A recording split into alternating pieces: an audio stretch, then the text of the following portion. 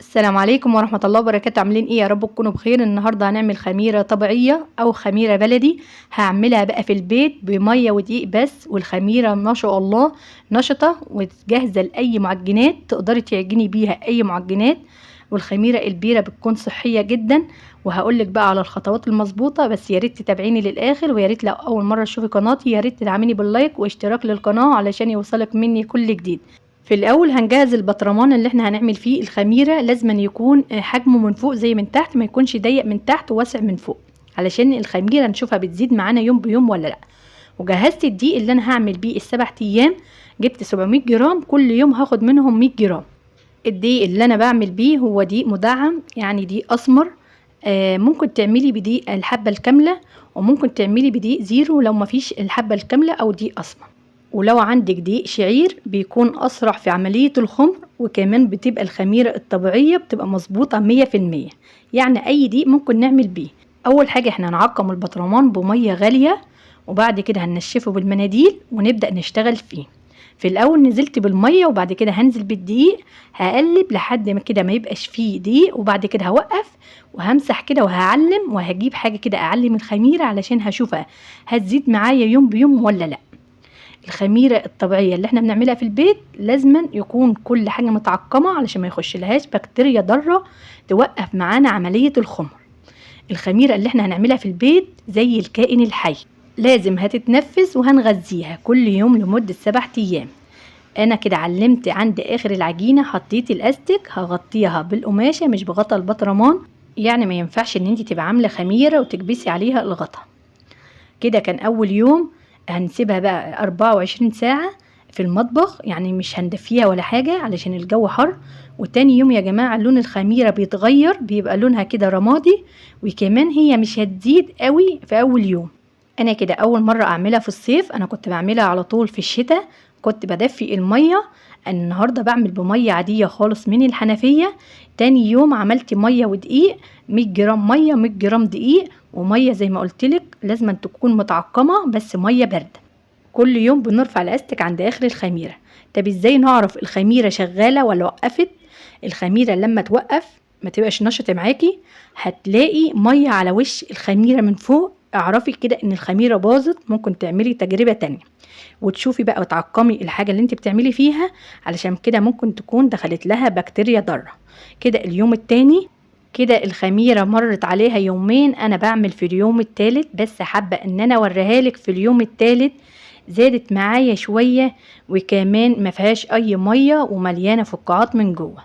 اليوم التالت اللي انا بعمل فيه انا قللت في المية شوية، يعني حطيت نص الكمية.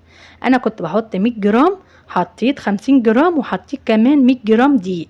الدقيق ما اختلفناش عليه خالص، علشان في الصيف تختلف خالص عن الشتاء. انا كنت بعملها في الشتاء ما كانتش بتبقى سايله معايا، انا مش عايزاها سايله جامد علشان ما ترفعش معايا وترجع تهبط.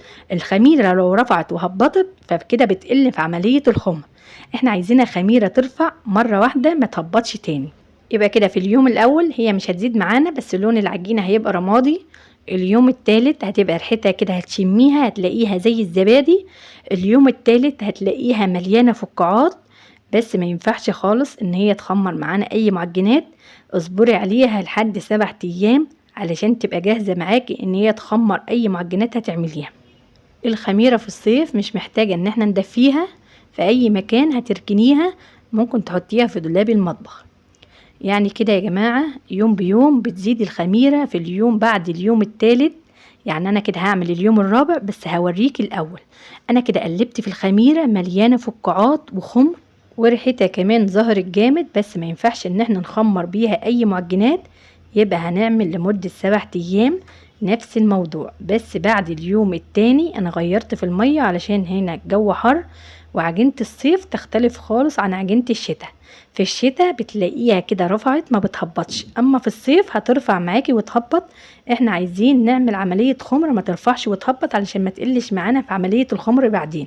اللهم صل وسلم وبارك على سيدنا محمد وعلى ال سيدنا محمد. يا ريت لو لسه بتشوفيني يا ريت تدعميني بلايك جميل مني. يلا بقى حطوا لايك وتعالوا نكمل مع بعض بقية الخطوات. هرد على سؤال مهم جدا وممكن انتوا تسألوه، ان انتي ممكن يا ام اسلام تشيلي الخميرة في التلاجة وتغذيها يوم بيوم لمدة 7 ايام، هقولك مش هينفع خالص. انتي هتغذيها 7 ايام، هتبقى درجة حرارة المطبخ، وبعد 7 ايام ممكن تشيليها. بعد كده تقدري بقى تغذيها كل 10 ايام. اليوم بقى الخامس والسادس انا ما صورتش علشان ما اطولش عليكم، بس كنت بعملها من الصبح لحد تاني يوم الصبح. احط المية والدقيق واغطيها واسيبها لتاني يوم، كنت بلاقيها رفعت فوق الاستك. انا كده بعمل معاكم في اليوم السابع وهو اخر يوم. اخر يوم بيكون اخر 100 جرام في الدقيق، علشان كده بقولك ازيني 700 جرام دقيق، علشان ما تنسيش ان انت تغذي الخميرة كل يوم. لما يخلص الدقيق معاكي يبقى انت كده خلصتي ال7 ايام، وتشوفي بقى النتيجة في الاخر. هقلب بقى الخميرة وهغطيها، وهقولك بقى ازاي تخليها خميرة سايلة تغذيها كل 10 ايام. ولو حابة ان انت تعملي خميرة يابسة او خميرة مكعبات او خميرة قالب، هقولك تعمليها ازاي. الخميرة اليابسة هتقعد معاكي لمدة شهر بس، اما الخميرة السايلة اللي احنا بنعملها تقعد معاكي العمر كله. الخميرة اللي احنا عملناها النهاردة بدون نشادر وبدون عسل اسود، واللهم بارك طلع تحفة. اليوم الاخير بقى يا جماعة تعالوا شوفوا النتيجة، نتيجة مبهرة جميلة جدا، ريحتها خميرة وزهرة جامد، وكمان ملت معايا البطرمان. لو مش عايزاها خميرة سايلة علشان ما تغذيهاش كل 10 ايام، هقولك بقى تعمليها ازاي قالب. هتجيبي بقى نشا وهنضيف الخميرة ونقلب كويس. بس هوريكي الخميرة في الاول. شايفين يا جماعة مليانة فقاعات اللهم بارك، وريحتها زهرة جدا، خميرة وشغالة ونشطة بقى ان انت تعجني بيها اي معجنات. بس لو هتعجني معجنات مش هتعجني بيها مباشرة، هتربي خميرة من بالليل وتصبحي تعجني بيها، علشان كده بتبقى اسرع في عملية الخمر، كأنك عجنة في خميرة فورية، وكمان العجين بيطلع معاكي مظبوط 100% في الاخر. وهي احلى حاجة في الخميرة ان هي بتخلي العيش البلدي معانا تحفة. بجد من ساعة ما عملت الخميرة الطبيعية وانا استغنيت خالص عن الخميرة الفورية في العيش البلدي، بجد بتخلي العيش البلدي تحفة. كمان انا ما بعجنش بيها مباشرة، انا بربي خميرة من بالليل، باخد كده معلقتين كبار واضيف عليهم طبق دقيق، بعجنهم من بالليل واصبح تاني يوم اعجن بيه. بتسرع بقى في عملية الخمر، وكمان بتبقى جميلة جدا. ودي الخميرة التانية اللي هي هتتعمل مكعبات، اللي هي ممكن شهر في التلاجة من تحت، ممكن تشيليها وتفرزيها. الكيلو هياخد معاكي قد ايه خميرة؟ هياخد 50 جرام، وهتضيفي عليه 100 جرام دقيق، وهتربي خميرة لمدة 6 ساعات وترجعي تعجني بيه. هيبقى اسرع في عملية الخمر، وكمان هيديكي نتيجة بجد تحفة. يبقى اعملي المكعب 50 جرام، كل مكعب كده تقدري تعجني بيه كيلو دقيق.